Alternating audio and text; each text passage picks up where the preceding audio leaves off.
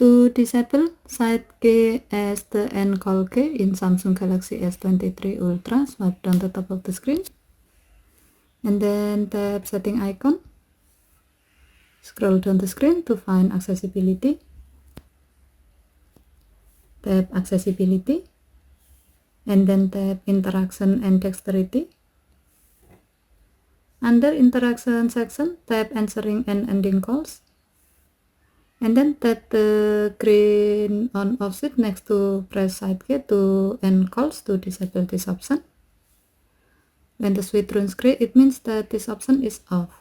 By disabling this option, from now pressing the side key while you are in call will not make you end the ongoing call.